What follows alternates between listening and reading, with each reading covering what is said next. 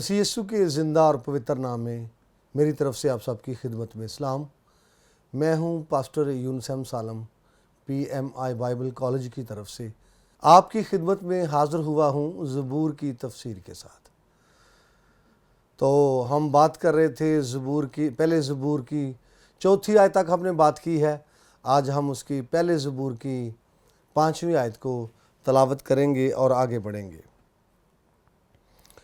खुदा के पाक कलाम में यूं मरकूम है, इसलिए शरीर अदालत में कायम ना रहेंगे, ना खताकार सादकों की जमात में।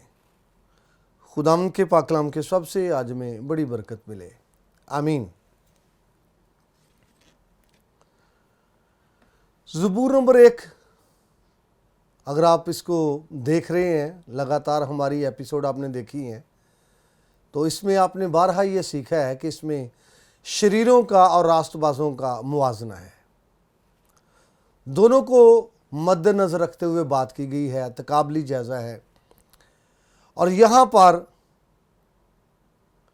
शरीरों की बात और खुदा की अदालत की बात है। लिखा है शरीर अदालत में कायम ना रहेंगे और ना खताकार सादकों की जमात। ये बात जानना बड़ा ज़रूरी है। अदालत जो है ये मस्ट है। खुदावंद की जितनी भी खूबियों को हम स्टडी करते हैं, उनमें से एक खूबी ये है कि खुदा सच्चा और आदल मुनसिफ है। खुदा अदालत करने वाला खुदा है। अगर इंसान इस बात को भूले हुए है तो वो गफलत में है और इस बात पर वो गौर नहीं करता तो वो गफलत में है। ज़बूर की पहली किताब और पहला ही ज़बूर हम पढ़ रहे हैं। शरीरों के काम और जो रास्तबाज हैं उनके कामों को हम पढ़ रहे हैं। ज़बूर के इख्तिताम पर शरीरों के कामों को बयान करने के बाद और रास्तबाज के कामों को बयान करने के बाद नीचे अदालत का तज़किरा है।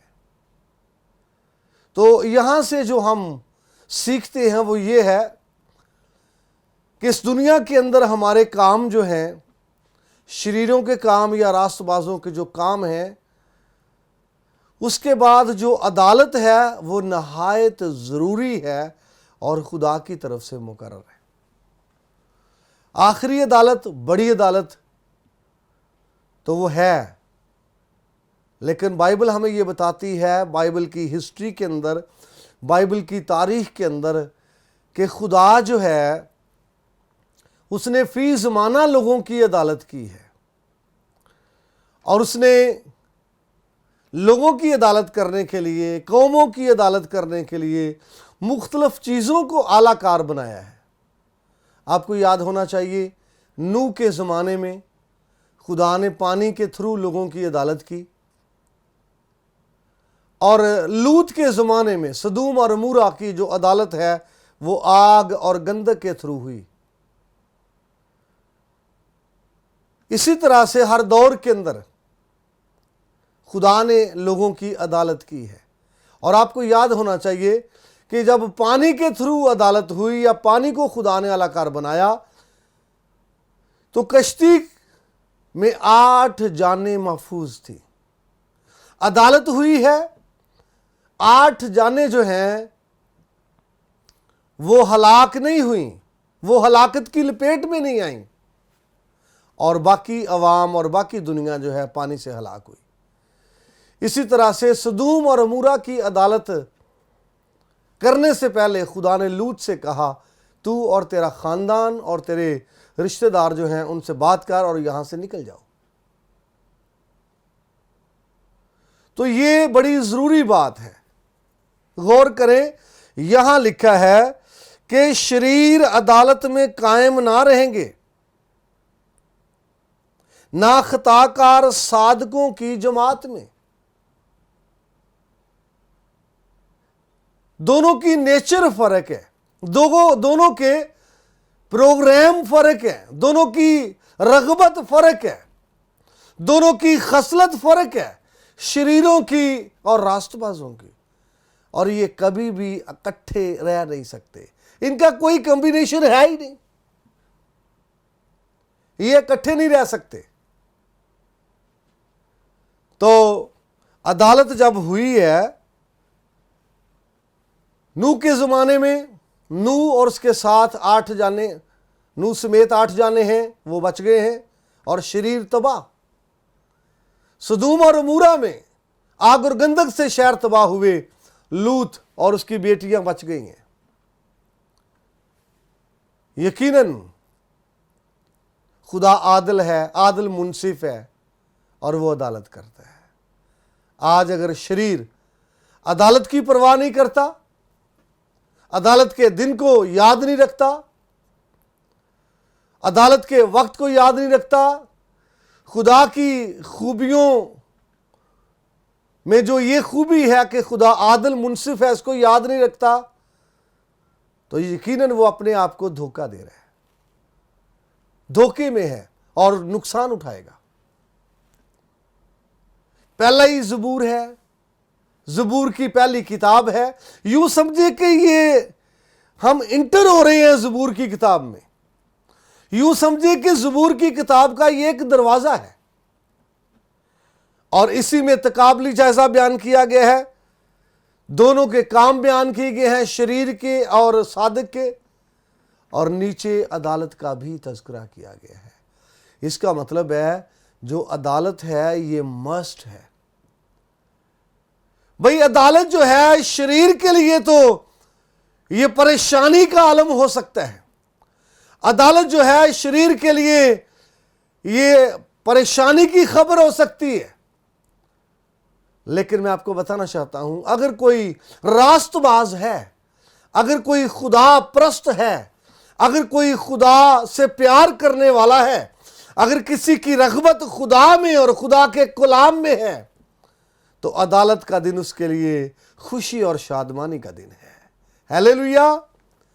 अदालत का दिन उसके लिए अजर पाने का दिन हो सकता है, अदालत का दिन उसके लिए इनाम पाने का दिन है, अदालत का दिन उसके लिए रिवार्ड का और अजाज का दिन है। ये रास्तबाज के लिए खुशी और खुरबी का दिन है, रास्तबाज के लिए ये अजर का दिन है।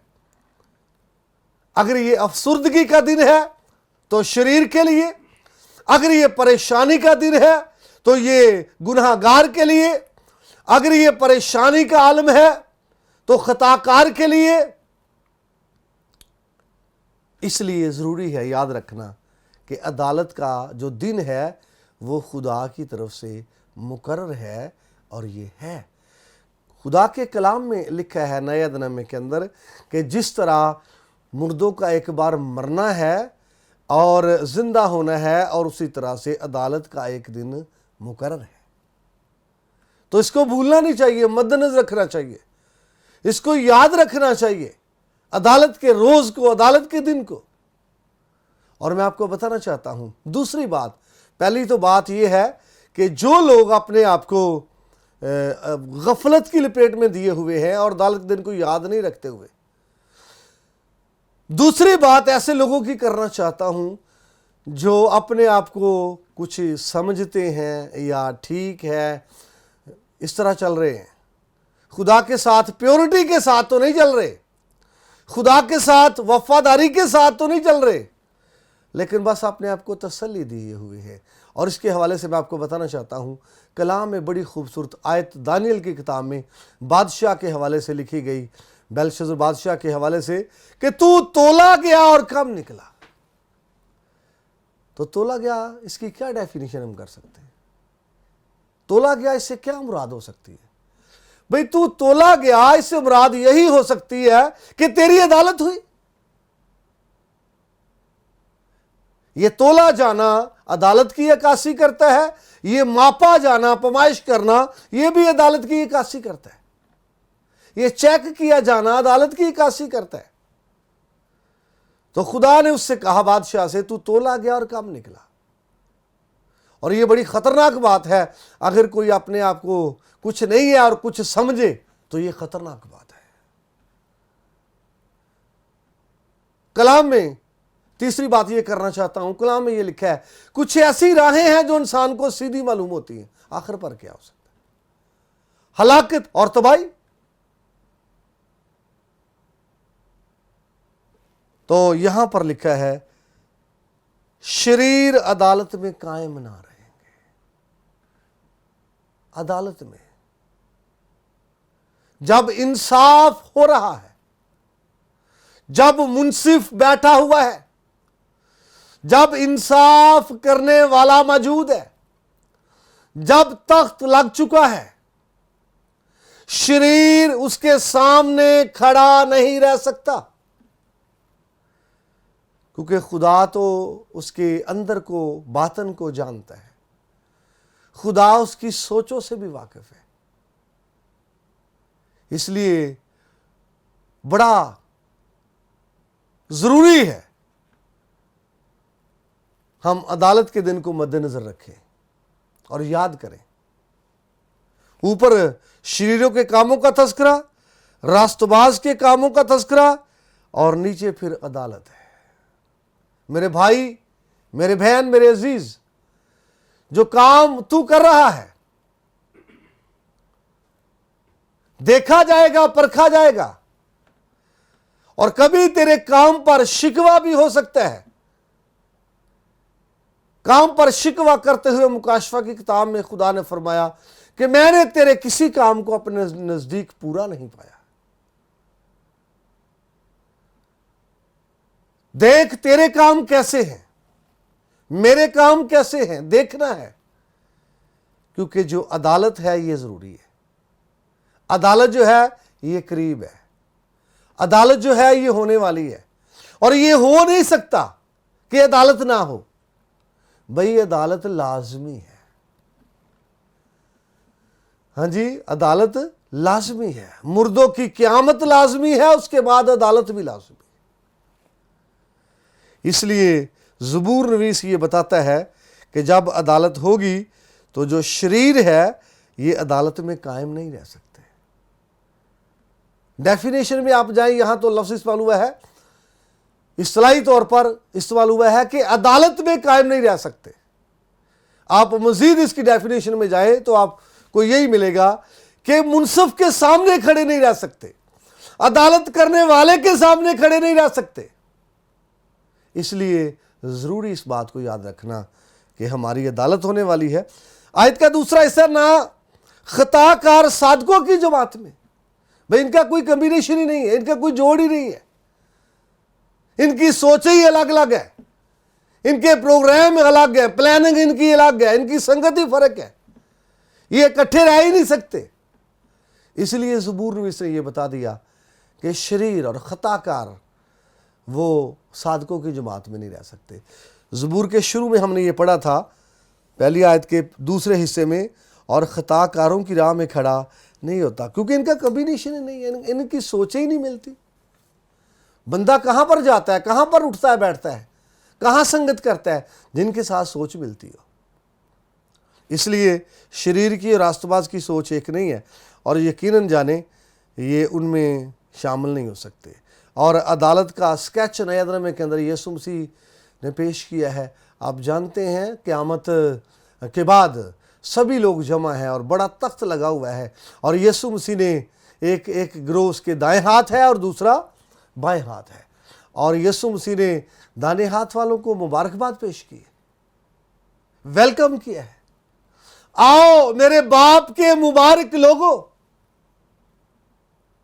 मैंने कहा था ना अभी थोड़ी देर पहले, मैंने बताया कि जो रास्तबाज है, जो खुदा परस्त है, अदालत का रोज उसके लिए खतरनाक नहीं है, अदालत का दिन उसके लिए परेशानी का बायस नहीं है।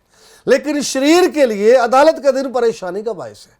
शरीर के लिए अदालत का दिन जो है मायूसी का सबब है।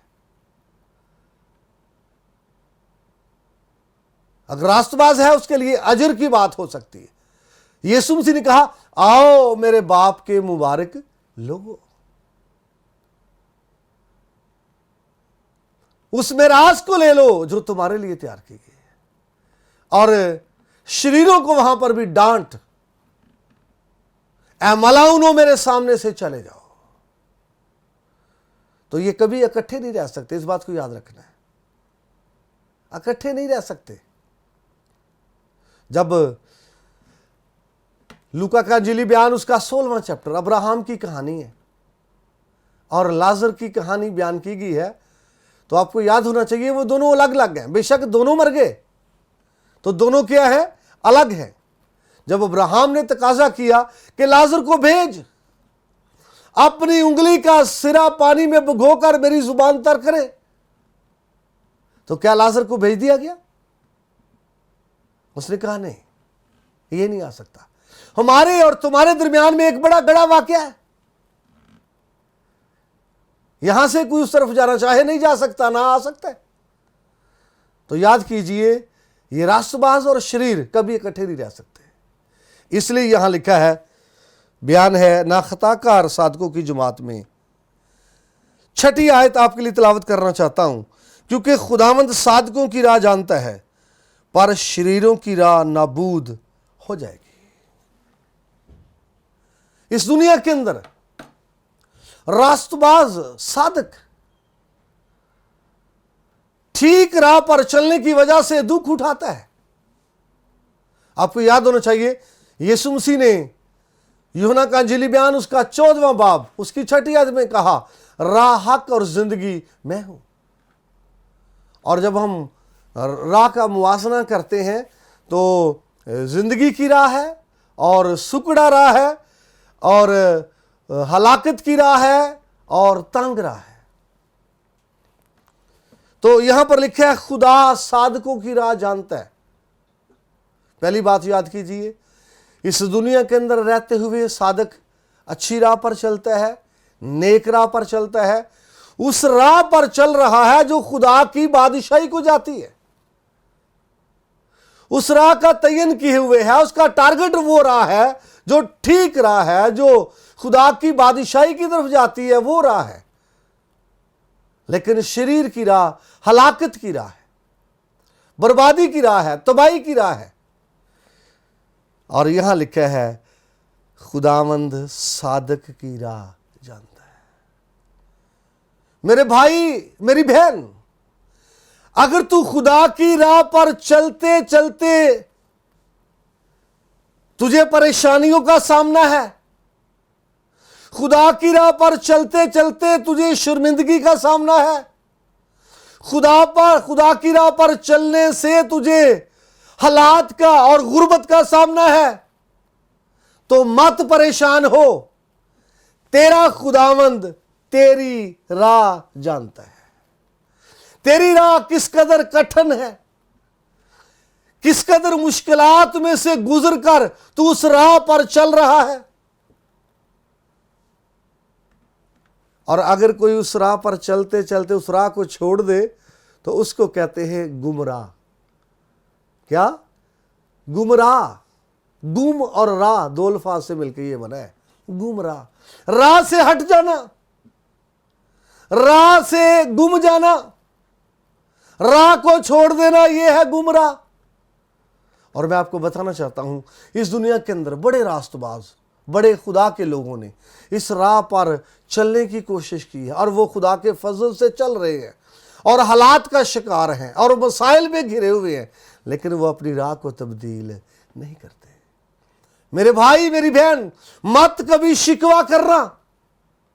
इस राह में मुश्किलात आएंगी, इस राह में परेशानियां और मुसीबतें आएंगी, लेकिन तेरा खुदा तेरी राह को जानता है। तू किस तरह चल रहा है वो जानता है, कैसे हालात का शिकार है वो जानता है, कैसी मुश्किलात का शिकार है वो जानता है। जॉन बेनियन ने एक किताब लिखी जब वो कैद में था, नन्हा मसीही मुसाफिर, और बड़ी खूबसूरत किताब है और इस पे मूवीज़ भी, कार्टून वगैरह बन चुके हैं कि किस तरह से एक मसीही निकलता है दुनिया के अंदर और उसके रास्ते में किस तरह से ये दलदलें आती हैं और रुकावटें पैदा करने वाले लोग आते हैं और उसे बेदिल करने वाले लोग मिलते हैं और कई बार वो हालात का शिकार होता है। और उस स्टोरी में और उस किताब में ये दिखाया गया है, आखिरकार वो पहुंच जाता है।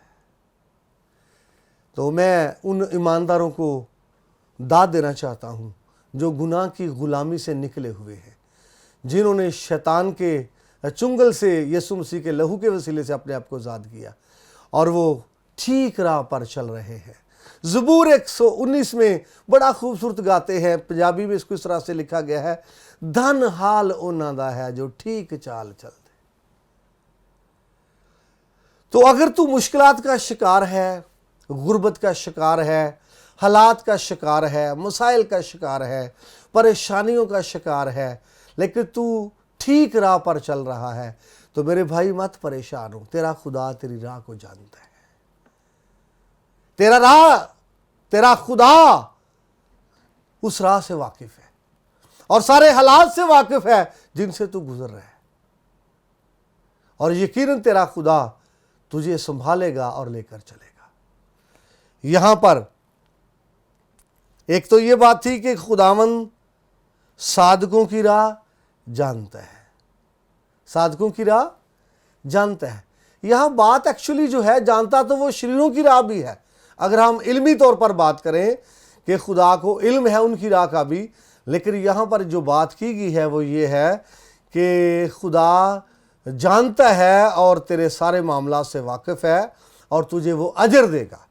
जिन मुश्किलात का तू शिकार है और ठीक राह पर चलते चलते तुझे माली तौर पर और जिस्मानी तौर पर और माशरती तौर पर लॉस हो रहा है, तू इस बात से परेशान ना हो। तेरा लॉस पूरा करने वाला खुदा है, क्योंकि वो तेरी राह को जानता है।